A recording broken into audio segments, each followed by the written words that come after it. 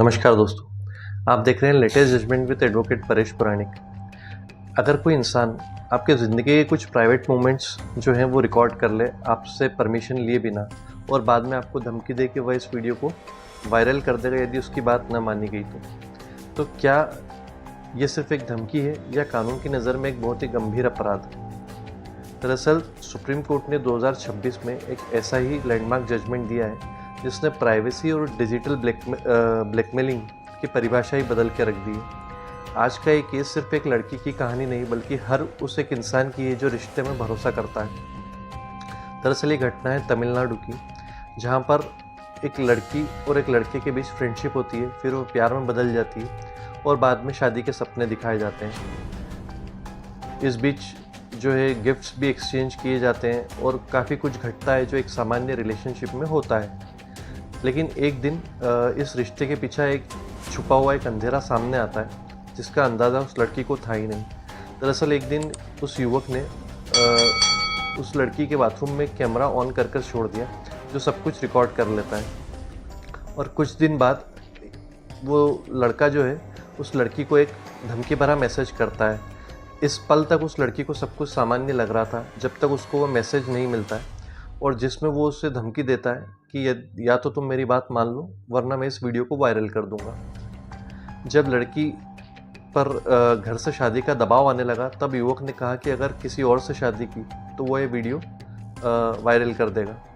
सोचिए, एक लड़की जिसने प्यार में भरोसा किया हो, अब उसे उसी भरोसे का इस्तेमाल उसको डराने के लिए किया जा रहा था।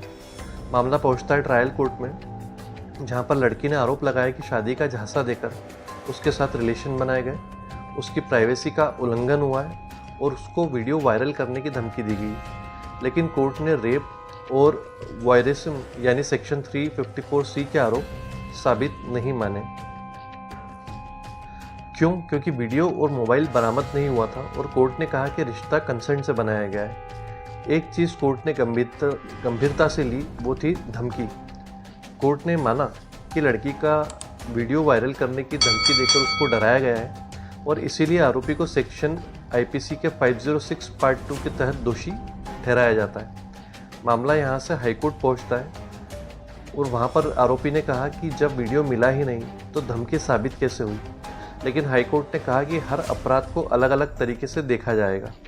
अगर रेप साबित नहीं हुआ तो इसका मतलब ये नहीं है कि धमकी भी झूठी थी। कोर्ट ने माना कि लड़की, उसकी बहन और परिवार की गवाही जो है वो भरोसेमंद है, रिलायबल है, इसीलिए हाईकोर्ट ने भी इस सज़ा को बरकरार रखा। अब यहाँ से मैटर पहुँचता है सुप्रीम कोर्ट में। वहाँ पर सबसे बड़ा सवाल ये उठा कि क्या किसी महिला को नहाते हुए उसका वीडियो वायरल करने की धमकी देना उसकी इज्जत खराब करना यानी कि इम्प्यूटिंग अनचेस्टिटी माना जाएगा?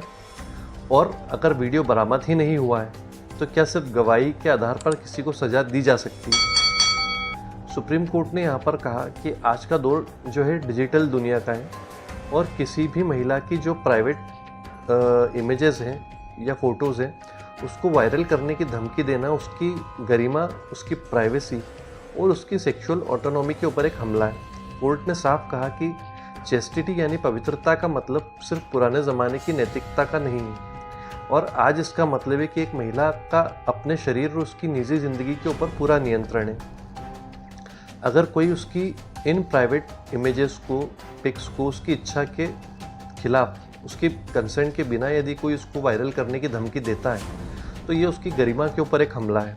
और यहाँ पर कोर्ट ने ये भी कहा कि एक महिला का बाथरूम में प्राइवेसी की पूरी उम्मीद होती है और यदि कोई उस पल को भी रिकॉर्ड कर ले और उसको वायरल करने की धमकी दे तो ये सिर्फ वीडियो नहीं बल्कि उसके लिए एक मानसिक आतंक है।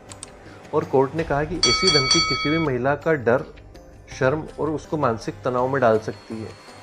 ये क्रिमिनल इंटिमिडेशन की डेफिनेशन के अंतर्गत फॉल होता है। आरोपी का सबसे बड़ा तर्क यहाँ पे ये था कि जब वीडियो मिला ही नहीं, लेकिन सुप्रीम कोर्ट ने कहा कि हर अपराध में वस्तु का बरामद होना ज़रूरी नहीं है। अगर गवाही जो है वो विश्वसनीय है, परिस्थितियाँ मेल खाती हैं और यदि जो विक्टिम है उसका बयान क्रेडिबल है तो सिर्फ इस आधार पर केस खत्म नहीं होगा कि वह वीडियो बरामद ही नहीं हुआ या फ़ोन बरामद ही नहीं हुआ। कोर्ट ने कहा कि चूंकि रिश्ता निजी था और उनके बीच जो कुछ भी हुआ वह सिर्फ वो दोनों ही जानते थे, इसलिए ऐसे मामलों में परिस्थितियां और व्यवहार दोनों ही काफ़ी इम्पोर्टेंट हो जाते हैं।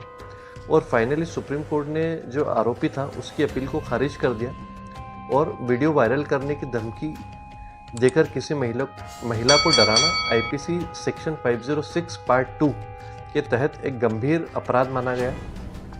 चाहे वीडियो बरामद हुआ हो या ना हुआ हो, अगर धमकी साबित होती है तो फिर सजा दी जा सकती है। ये सुप्रीम कोर्ट ने क्लियरली यहाँ पर ऑर्डर दे दिया। और जिस केस को हमने अभी डिस्कस किया है ये था Vijay Kumar versus state of Tamil Nadu, जिसको सुप्रीम कोर्ट ने डिजिटल प्राइवेसी और महिला की गरिमा के ऊपर एक ऐतिहासिक यहाँ पर टिप्पणी की और फैसला सुनाया।